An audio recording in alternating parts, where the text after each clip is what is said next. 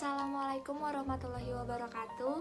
Perkenalkan, kami mahasiswa dari Universitas Negeri Jakarta, Fakultas Ilmu Sosial, Prodi Hubungan Masyarakat.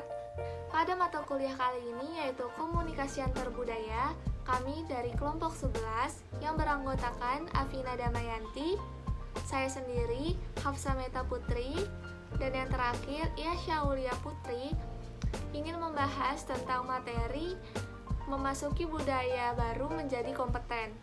Nah, saya sendiri di sini akan menjelaskan tentang tujuan dari pembahasan materi pada kali ini. Yang pertama yaitu ada membahas bagaimana menjadi komunikator yang baik antar budaya dan berkualitas.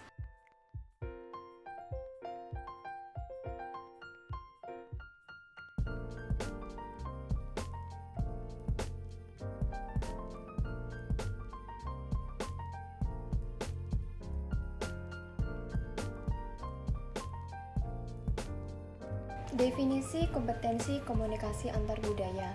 Menurut Pittsburgh, kompetensi komunikasi antar budaya adalah perilaku yang pantas dan efektif dalam suatu konteks tertentu. Menurut Kim, kompetensi komunikasi antar budaya merupakan kemampuan internal suatu individu untuk mengatur fitur utama dari komunikasi antar budaya, yaitu perbedaan budaya dan ketidakbiasaan, postur intergrup, dan pengalaman stres. Komponen dalam kompetensi komunikasi antar budaya. Ada lima komponen kompetensi yang mempengaruhi kemampuan seseorang untuk berinteraksi secara efektif dan pantas dalam budaya. Antara lain, motivasi berkomunikasi. Sebagai komunikator yang penuh motivasi, kita menunjukkan ketertarikan kita, berusaha untuk berbicara serta mengerti, dan menawarkan bantuan.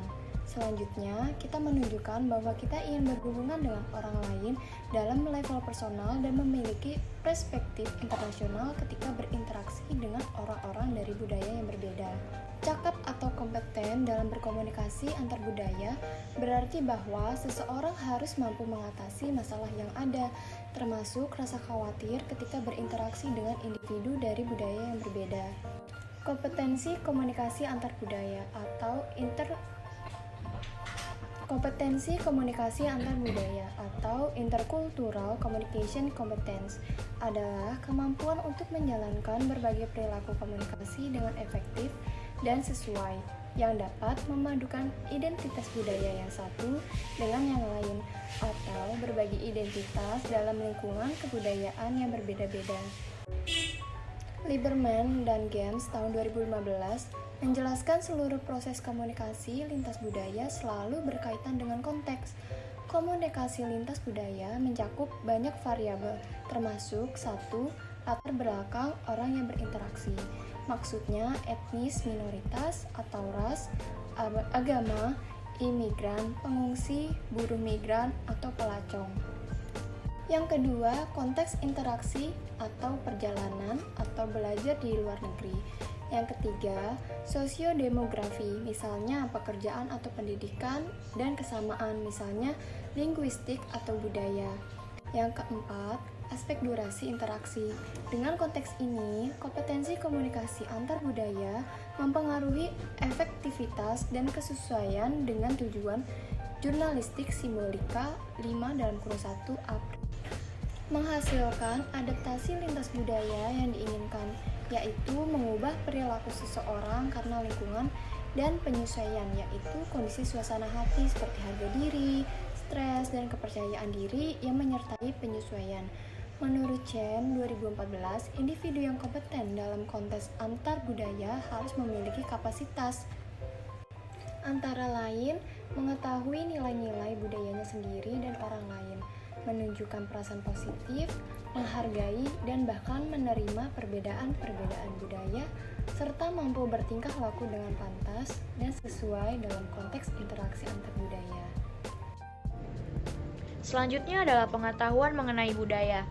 Komponen pengetahuan dalam kompetensi komunikasi antar budaya berarti bahwa kita menyadari dan memahami peraturan, norma dan harapan yang diasosiasikan dengan budaya orang-orang yang berhubungan dengan kita. Pengetahuan konten itu meliputi apa saja sih?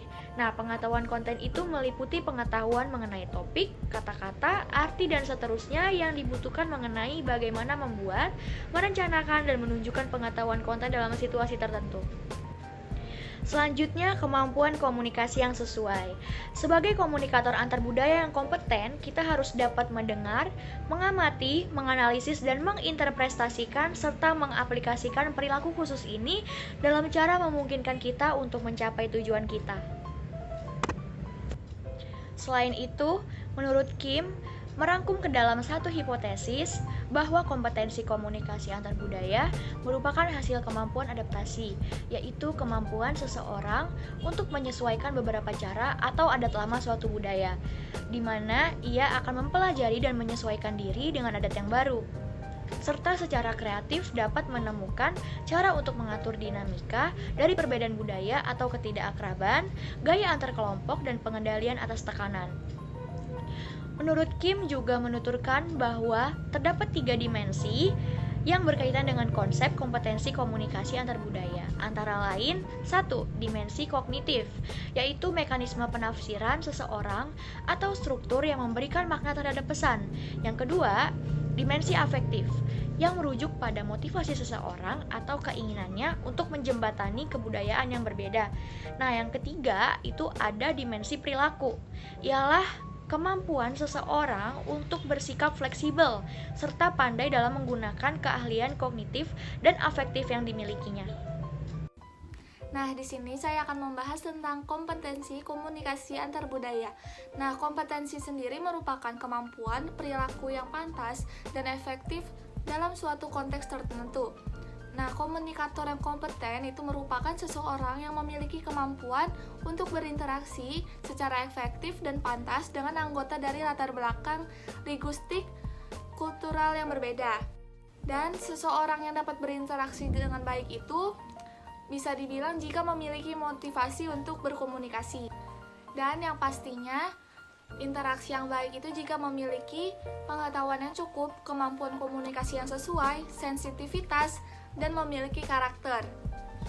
Sedangkan kompetensi antar budaya menurut Bennett dan Bennett adalah kemampuan berkomunikasi efektif dalam situasi budaya dan berhubungan layak dalam berbagai konteks budaya itu sendiri.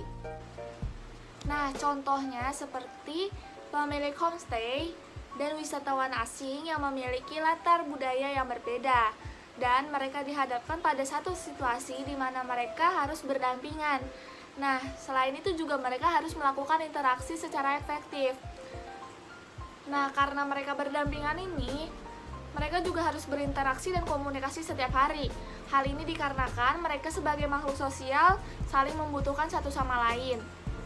Nah, pemilik homestay dan wisatawan asing itu harus saling berdampingan dan membutuhkan untuk dapat dikatakan lebih memiliki komunikasi atau kompetensi antar budaya yang bisa lebih berkomunikasi secara efektif satu sama lain.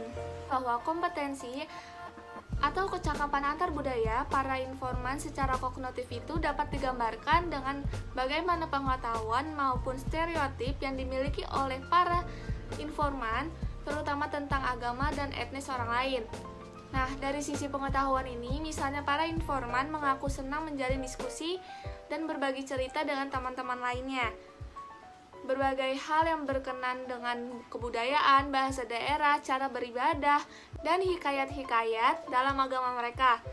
Bahkan di antara informan ini, ada yang bersedia membaca kitab suci agama lain untuk mempelajari dan memperoleh pengetahuan mengenai agama tersebut. Nah, setelahnya, beberapa informan ini menyatakan ciri khas yang mereka miliki dan teman-temannya miliki itu berlainan etnis dari dirinya sendiri.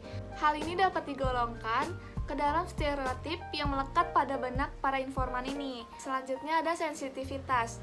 Ini merupakan kompetensi komunikasi yang membutuhkan partisipan atau suatu interaksi yang sensitif atau sama halnya dengan budaya yang ditampilkan dalam satu interaksi. Menurut Pitinsky, Rosenthal, dan Motoya, sensitivitas meliputi sifat fleksibel, sabar, dan empati atau keingintahuan mengenai budaya orang lain, terbuka pada perbedaan dan merasa nyaman dengan yang lainnya. Yang terakhir yaitu ada karakter. Nah, karakter di sini menurut P.B. Fitzwater, karakter merupakan keseluruhan dari pilihan seseorang.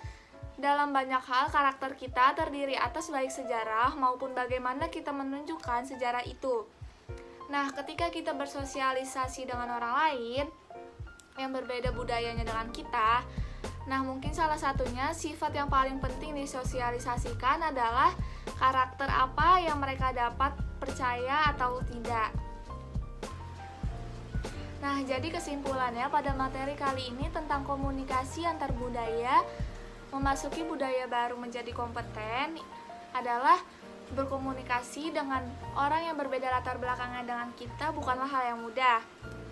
Nah, seperti organisasi dan individu yang ingin dapat bersaing di ranah global, itu harus mempersiapkan diri agar bisa lebih efektif berkomunikasi dengan orang lain yang berbeda latar budayanya dengan kita. Nah, ketika kita sedang berkomunikasi dengan orang yang mempunyai latar budaya yang berbeda dengan kita, nah di situ kita sedang melakukan komunikasi antar budaya.